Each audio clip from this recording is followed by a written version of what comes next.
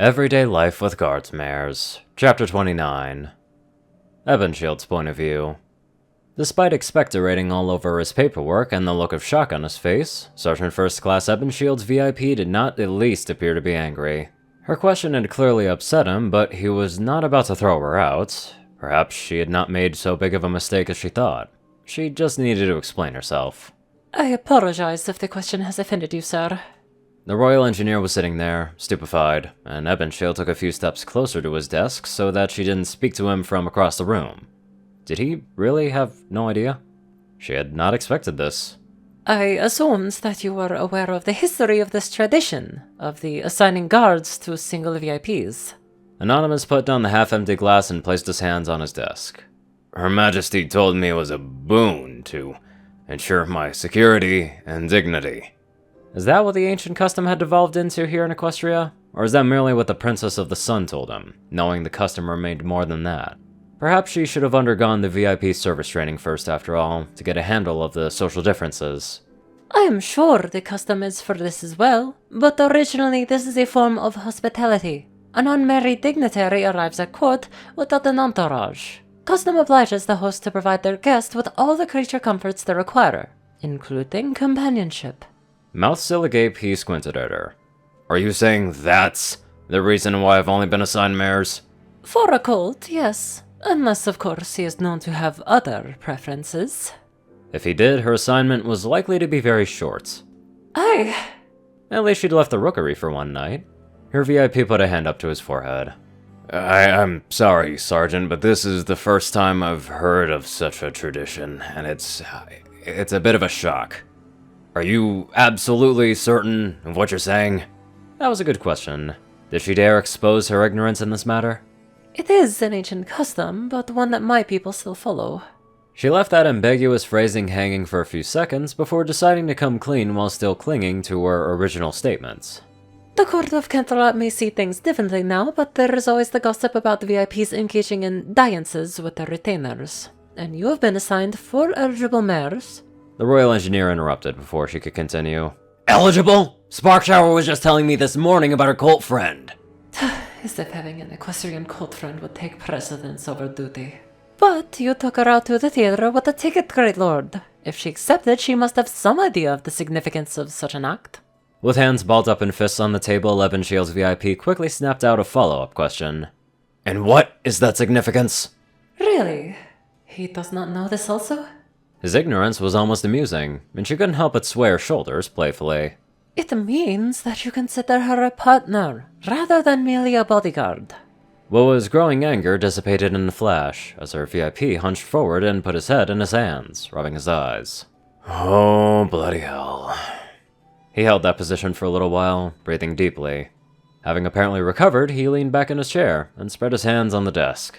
I suppose that would explain the rather odd look I received from the Chancellor of the Exchequer when I suggested that she sit beside me. Sparkshower had not mentioned that the proposal happened right in the presence of others. In fact, her description of the event had been, compared to the rest of her stories, unusually terse. Doubtless she was simply being modest about her side relationship with their VIP. Yes, the custom is generally kept private. The Royal Engineer waved a finger in the air, shaking his head. No, I'm sorry, Sergeant, but I disagree. The Chancellor may have been embarrassed by my proposal, but I made my intentions for that evening very clear, and nothing more came of it. Specialist Sparkshower had not behaved as if we had any kind of special relationship, and neither have I. This was a strange feeling to Ebenshield, to have him push back against her suggestion without becoming upset. By now any other cult would have chased her out with shouts and blows. Perhaps, as she hoped, he was not a prude, but he was woefully innocent. She took a few more steps closer for good measure. Well, what about Specialist Glamorspear then, sir? The Royal Engineer looked up at her with a wary look. What about Specialist Glamorspear? She made fashion recommendations for the Great Lord. That is a sign of some intimacy. He scoffed.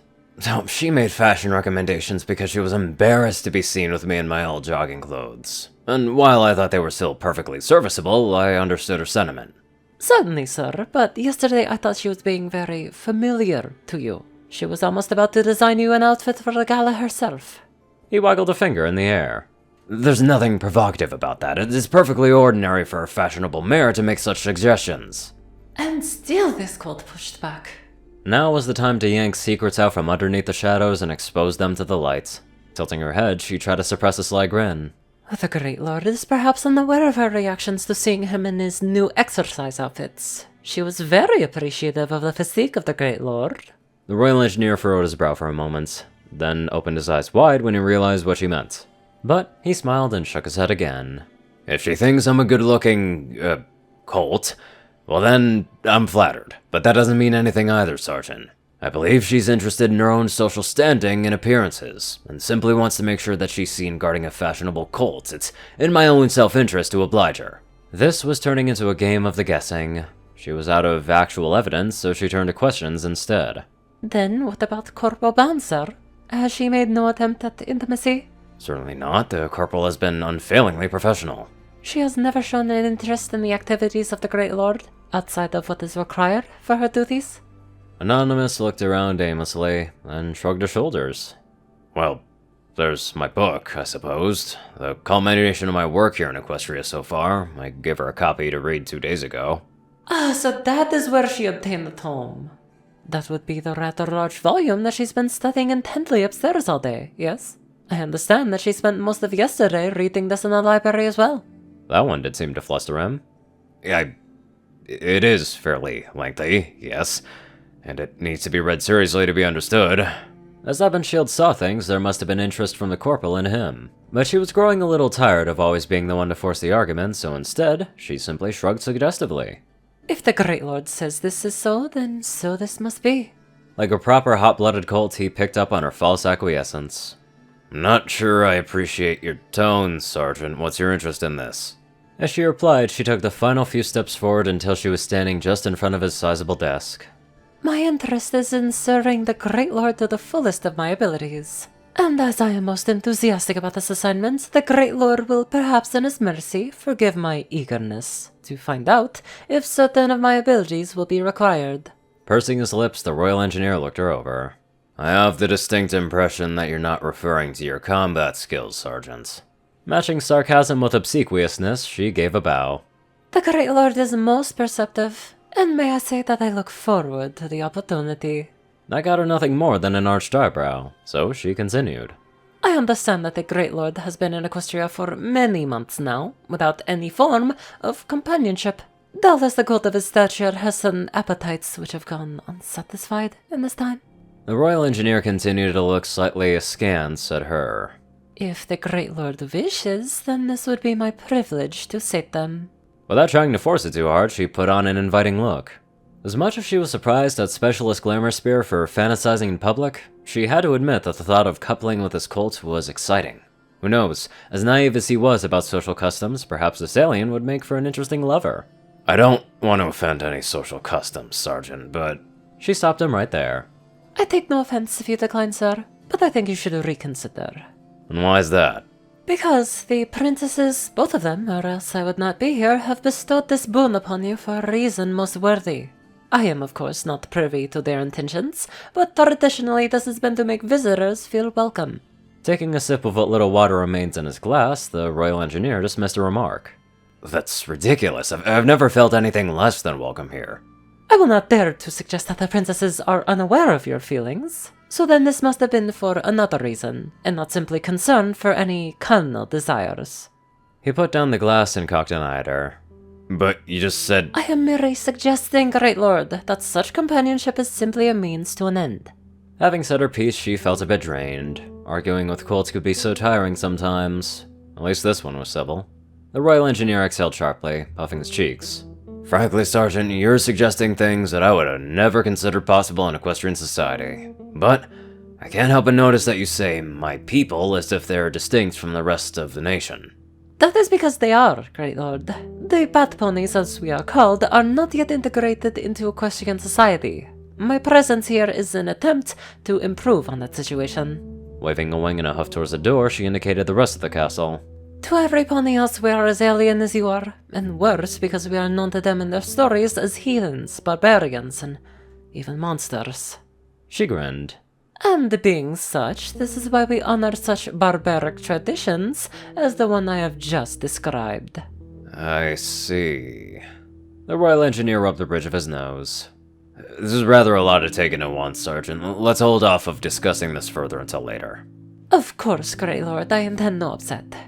I think it might also be wise if you would confirm the truth of this tradition with the others. She cocked her eye at him. Does the truth of things matter any more now, Great Lord? Before he could interject, she continued. If one or several of your retinue has caught your eye, then I see no reason why, tradition or no, you should not feel entitled to respectively quote them. Or likewise for you to accept or refuse any of their advances, either. Wearing a sly grin, she shrugged her shoulders. I have already made my proposal after all, and the offer remains open. Sucking on his lips, the Royal Engineer nodded. After a moment, he smacked his lips and gave a thin smile. How about we start with a combat training first, Sergeant? The classical diplomatic response. Ebonshield was indeed blessed with a most dignified VIP. This promised to be a very interesting assignment. Bowing her head, she retreated back to her post at the door. Of course, Great Lord. I shall make the necessary arrangements. Well, things from here on out are going to be way different in perspective. But hey, it makes things more interesting and a little bit extra spicy. Anywho, let's get on to our royal donators. Top donators are 630, Peter Coulthard, J10Man, Darkside, Only One Thing, and Twinkie. Raiden, Narwhals, Black Moonheart, Pastel Skies, Austin Rollins, Crazy Killer 557, Stu Hex, Sword Brother and Mordred, Omicron Larray, Will, Chris, Dospo, Delta Omega, Jack Cadge, RuneSiphon 9852, Madman Stan, Lizzie Perkett, Drake Lovedragon, Hunter Norman, Stephen Bingham, Line God 12, Sorcerer Constantine, Hot Zaza, Conver, and many more fantastical people. Thank you all so much for watching this video and live life to the fullest.